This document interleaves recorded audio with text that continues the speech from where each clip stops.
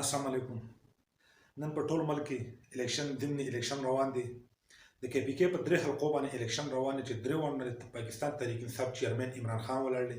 دغه په مقابله کې د پېښور نابله ورجي صاحب ولاړ دی، عمر ولي خان ولاړ دی او مولانا صاحب ولاړ دی. الیکشن روان دی، نتیجې به راځي. یو به خامخا ګټي، یا به نېشنل پارټي ګټي، یا به جماعت العلما ګټي او یا به تحریک انصاف ګټي. د الیکشن کو هر یو کس وګټي، هر یو پارټي وګټي، نو موږ صرف د سیاست حامیان یو چې سیاست وشي، الیکشن وشي، هر یو سړی خپل رائے ورکړي او د رائے په بنیاد باندې ځان له مشر نماینده وټاکي. څوک عمر ولي له ووټ ورکوي، څوک عمران خان له ورکوي، څوک حاجي صاحب له ورکوي، چې هر یو کس له ووټ ورکوي. د هر سړي خپل سوچ دی، خپل نظر دی او خپل عقیده ده او خپل اعمال دي. په دې کې به چا باندې زور نشته تېره ته پلاني له ووټ ورکوه، ته پلاني له ووټ ورکوه. البته هر پارټي کینډیډیټ یا د هر پارټي کس به د خپل نظریې او د سوچ لپاره کوشش کوي ځان له به ووټ پیدا کوي. دلته اوس خبره ووټ هلته کم روان دی، دلته فیسبوک باندې جنګ او مجاهدین ډېر زیات دي چې د یو بل خلاف مختلف الفاظ استعمالوي، یو بل ته ګالم ګلوچ کوي. هغه الفاظ استعمالوي چې کوم د معاشرې دپاره او د قوم دپاره بهتره نه وي. لکه زه تر ویډیو کلیپ جوړوم، زما مقصد هغه ځوانانو ته دی چې هغه په تحریک انصاف کې یا په عوامي نیشنل پارټۍ کې چې هغه یو سوچ لري، یو فکر لري، یو نظریې، هغو له پکار دی چې داسې پوسټونه کوي چې د نور خلک ترې لږ عبرت واخلي. اوس د عام د کوم خلک لګیا دي چې کوم د جهالت پوسټونه کوي، کوم هغه انداز باندې پوسټ کوي چې کوشش یې دی چې یاره یو بل له درد ورکړو، یو بل له تکلیف ورکړو. نو دا د سیاست خون هم نه لري او د سیاست مزه هم نه ده.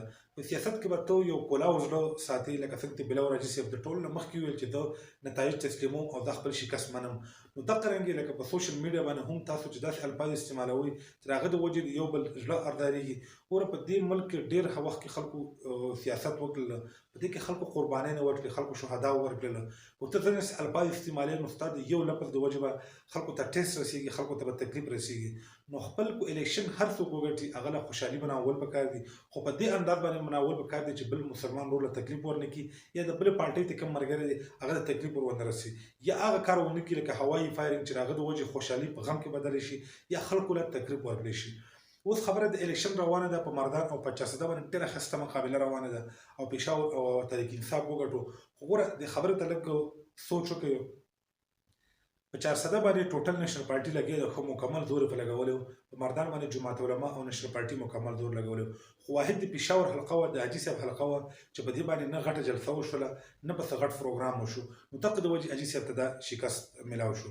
او چېرته دوی په پېښور کې جلسې جلوسونه کړي وي. بل د کوم د مریم نواز ده په کار ده چې هغه په دې وخت کې په انګلینډ کې نه وي، په پېښور کې هغې جلسې کولې، جلوسونه یې کولې، د حاجي صاحب دپاره یې کولې. نن به نتایج بدل وي، خو دوی یو مضبوط پلانینګ ونه کړو او ټوټل توجه کنسنټریشن یې په مردان او په چارسده باندې ورکړو. پېښور یې بالکل اګنور کړو، ټوټل پارټیانې به لګې وي، جماعت العلما والا په مردان باندې لګي وو او د نېشنل پارټي چې کوم ده ټوټل کابینټ چې کوم د هغو ممبران دي دا ټول په چارسده باندې لګي وو. پېښور له دې ډېر کمه توجه ورکړه، نه پکې څه غټ احتجاج وکړو، نه پکې څه غټ کراوډ راټول کړو چې یاره د حاجي صاحب دپاره یو ښه کمپین چلولی وي. خو باید وي حاجي صاحب یو داسې شخصیت دی چې الیکشن خو هر څوک ګټي. موږ دا نه وایو، د هر سړي خپل نظریه ده او خپل یو سوچ دی. خو زموږ په خپل ذهن کې دا و کو عمر ولي الیکشن وبیلې هېڅ خبره نه ده، کو مولانا وبیلې هېڅ خبره نه ده. خو د حاجي صاحب شاید د زندګۍ دا اخرنی الیکشن وي، ډېر زیات قربانیانې د قوم دپاره، د علاقې دپاره، د خلکو لپاره ورکړې وي. نو موږ وایو چې دا ورته د تحفه میلاو شي حاجي صاحب، دا ستا د مرګه پورې، یا چې تا کومې قربانیانې ورکړي دي، کوم شهدا یې د ملک ورکړي دي، د قوم له دې ورکړي دي، پښتو دپاره د په هر ځای کې اواز اوچت کړی، زموږ د طرفه، د قوم د طرفه، د پښتنو د طرفه دا تا ته یوه تحفه شوله. دا تحفه په ووټ په ذریعه باندې نه او نه تا مطلب د عوام نېشنل پارټۍ سره زموږ یا لګي یا نه لګي، بلکې ستا د مشرۍ، ستا د خلوص، ستا د نیت په وجه باندې دا تحفه موږ تاله درکوو. خو بهرحال دا د هر پارټۍ خپل یو سوچ یې، نظریې. موږ غواړو موږ سیاست سپورټ کړی، شخصیت هم نه دی سپورټ کړی. او دغه رنګې په کار هم ده چې موږ سیاست سپورټ کړو، شخصیت سپورټ نه کړو. دغه به زموږ علاقې له، زموږ د ملک له، د هر سره به ترقي ورکوي.